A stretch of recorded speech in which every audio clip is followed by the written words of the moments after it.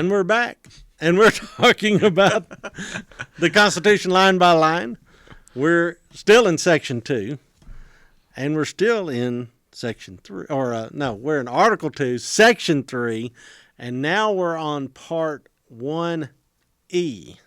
Right. Clause 1E of Section 3. Yeah, Section 3, Part 1. Anyhow. Okay. So anyhow, Are we a little Clause weary? 1, but we're all the way to 1E. I mean, this is the longest run-on sentence in the Constitution.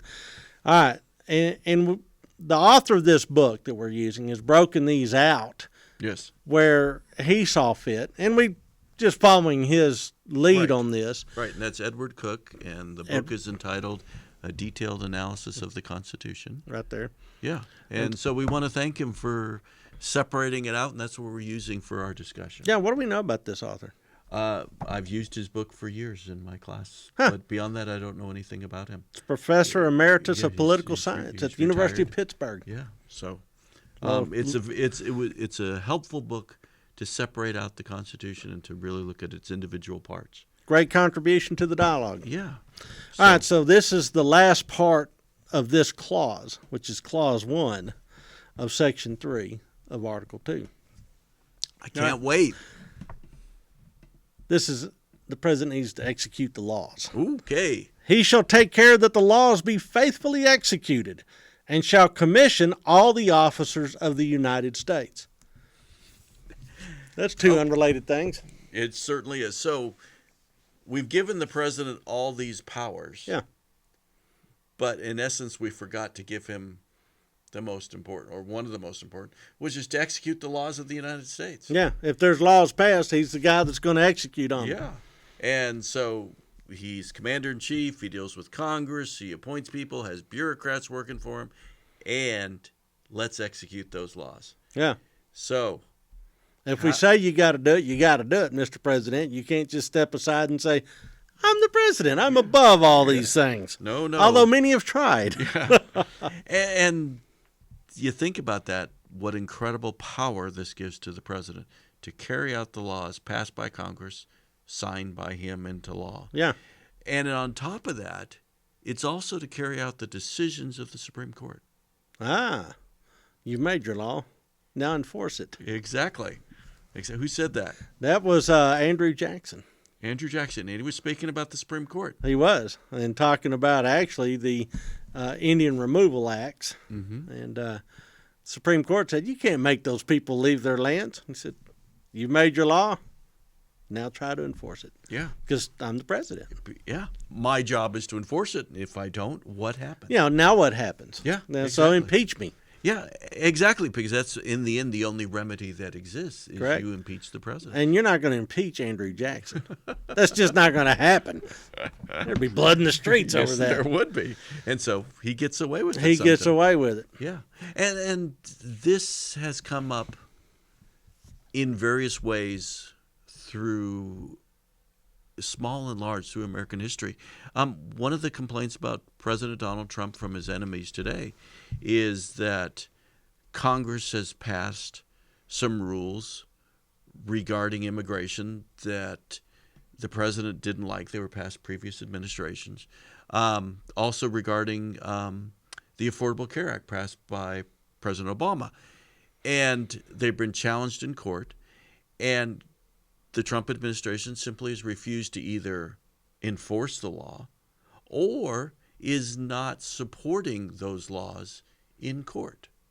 Interesting. So he's being passive-aggressive. He's being passive-aggressive, too. And, he is arguing he has the power to do that. If Congress doesn't like it, that could be one of the articles of impeachment against him. Bring it on. If that were to ever happen. If that were to ever happen. As of this date, I don't see it happening. All right. So you don't think impeachment proceedings will ever under... Not before the November 2020 election. Yeah, absolutely. All right. So the other part of this, though, has to do with shall commission all the officers of the United States. Now, tell me about that. Oh, you got to love this. If the president is commander-in-chief, how does the president get his will carried out?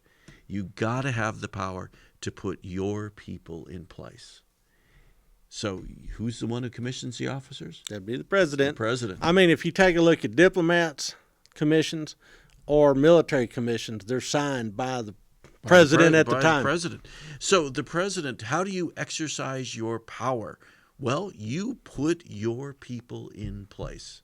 You, in essence, demand loyalty from them. You know, I gave you your job. Yeah. You are going to carry out what I tell you. You, to do. Second Lieutenant Corncob, Yeah. have my signature on your commission. So Yeah. that means that you're part of this team. Yes. Now, I may be out of office by the time you're a major, Right. but your commission came under my watch. Right. And, you know, the reality is this is not a big deal. No, it's pretty pro forma, Exactly. but it needs to be there instead of Congress. Right. And then Congress must approve the general staff. They're the ones who vote on them. And where's that in the Constitution? That's not there. But Congress does approve of it. It actually is under. We talked about it earlier. Did we? Yes.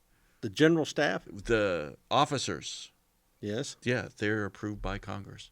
But he signs the commission, He signs their commissions. just like a law. Yeah. Interesting. All right, so that's Yeah. I mean, it's another way to give the president power and to carry out the president's power. and also to add a bit of dignity to the office. Yeah.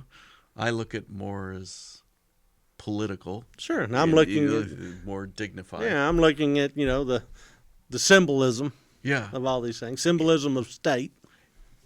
Yeah. Yeah. And that's absolutely correct.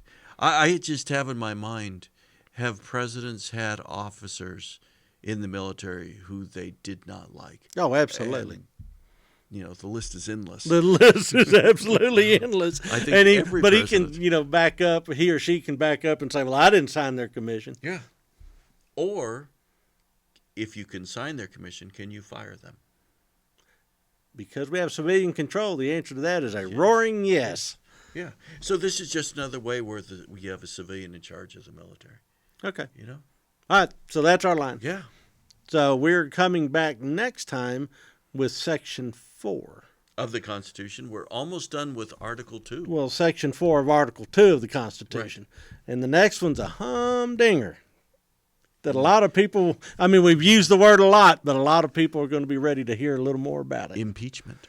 Ooh, you said Did it I say again. that? That's right. All right, so that'll be our line for next time.